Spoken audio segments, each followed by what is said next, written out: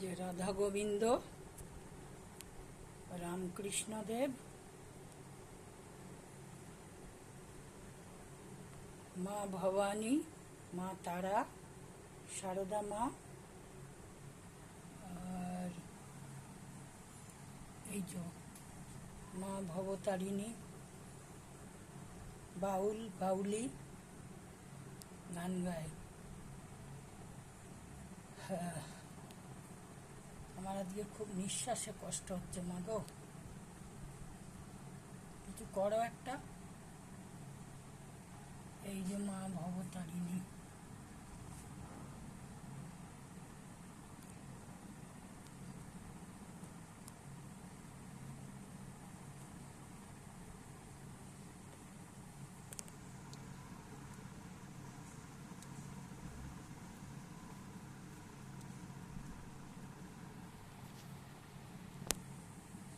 মা ভবতারিণী,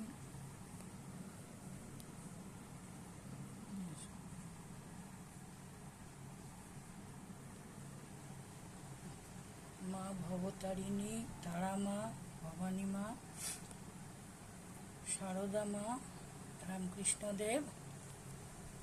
আর এই যে মা সারদার বাঁ দিকে বাউল বাউলি, আর রামকৃষ্ণদেবের ডান দিকে রাধাকৃষ্ণ।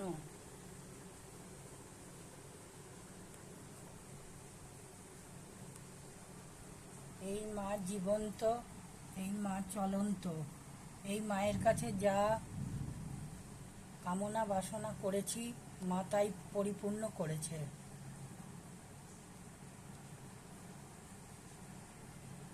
এই ছবিটা আমার ঘরে 13 বছর হলো এসেছে, আমি বাঁধিয়ে রেখেছি। আর 10 বছর ধরে উনি জীবন্ত হয়েছেন, যা বলেছেন তাই হয়েছে।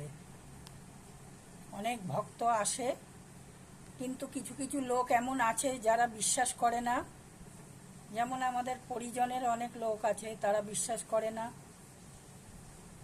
বা আশেপাশে অনেক লোক আছে উপহাস করে।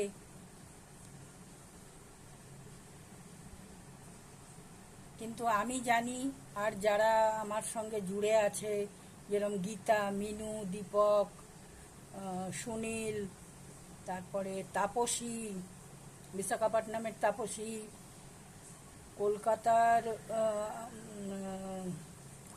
কলকাতার এক তাপসী আছে, সে থাকে এয়ারপোর্টের কাছে। তারপরে আরেকজন আছে, সে হচ্ছে শিলা, সেও এয়ারপোর্টের কাছে থাকে।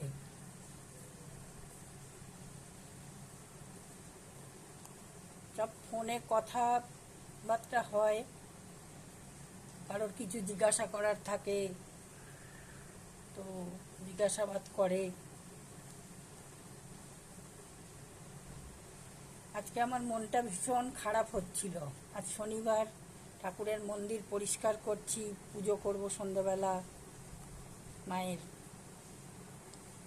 তো এখন শ্রাবণ মাস চলছে, বাবা তারকনাথ সিনেমার একটা ওই গান দিচ্ছিল, ওই গানটা শুনে আমার মন খুব খারাপ হচ্ছিল, আর চোখ দিয়ে আমার খুব জল ঝরছিল।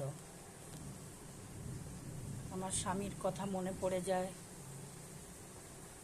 যে আমি তো তখন ভোলেনাথের কাছে কত প্রার্থনা করলাম, কিন্তু হয়তো ওনার থাকবার ছিল না, সেই জন্য ভগবান আমার ডাকে সাড়া দেননি তখন।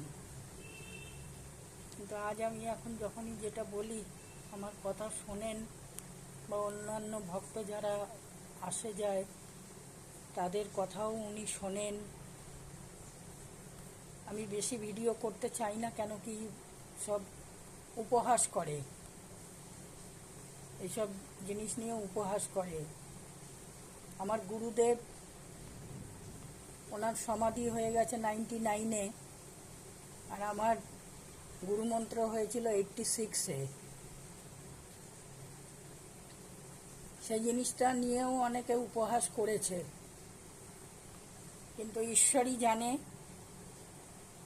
যে আমি কতটা হচ্ছি। আর যে ভক্তরা উপকার পেয়েছে এখানে এসে,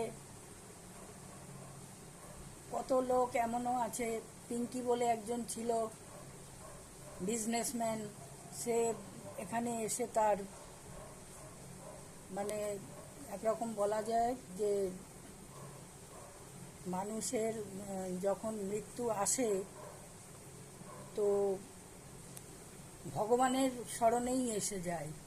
কিভাবে জানতে পারে এখানে আসে, তার মৃত্যুও হয়েছে সেই পিঙ্কির, বেশ কয়েক বছর হয়ে গেছে, কিন্তু তারও অনেক কাজ পরিপূর্ণ হয়েছে এখানে এসে। সে মারা যাবার সময় তার মেয়েকে বলে গেছিল যে মায়ের কাছে আমি মানত করেছি একটা বড় চুন্নি দেবো। সে এত বছর হয়ে গেল আজ অব্দি সে চুন্নি চড়ায়নি, কেন তার কাজ তো হয়ে গেছে, কি দরকার চুন্নি চড়াবার। কিন্তু আমি তো যখন গুরুদেবের ধ্যানে বসি আমি তো সবই জানতে পারি যে তার মায়ের আত্মা কতটা চঞ্চল হয়ে রয়েছে। তো এরকম কিছু কিছু ভক্ত আছে এরকম যে মানে মানত করে ছেড়ে দেয়। এখানেই একজন আশেপাশে আছে গীতা বলে, তারও ব্যবসা আছে, ছোটোখাটো একটা ব্যবসা। সে কিছু জিনিসের মানত করেছিল 4-5টা, এখানে সুতো বেঁধে গেছে, চুন্নি বেঁধে গেছে। 4-5টা মানতের মধ্যে তার 3টে না 4টে পরিপূর্ণ হয়ে গেছে, একটা মানত রয়ে গেছে। তো সে বলে ওই মানতটাও আমার পূর্ণ হয়ে গেলে তখন আমি এসে ভান্ডারা করে দেবো। তো এরকম অনেকে আছে যে মানে কিছু মানত করে ছেড়ে দেয়। আর মানত করে ছেড়ে দিলে কি হয়, আমি যেমন ভক্তা নিয়ে আমি সেবা করি, তো এটা আমার ওপর আসার করে। বা মা নিজেও খুব তাণ্ডব করেন, তখন রেগে যান, যখন ঘরের মধ্যে আসেন রেগে যান, এটা ওটা ছুঁড়ে ফেলে দেন।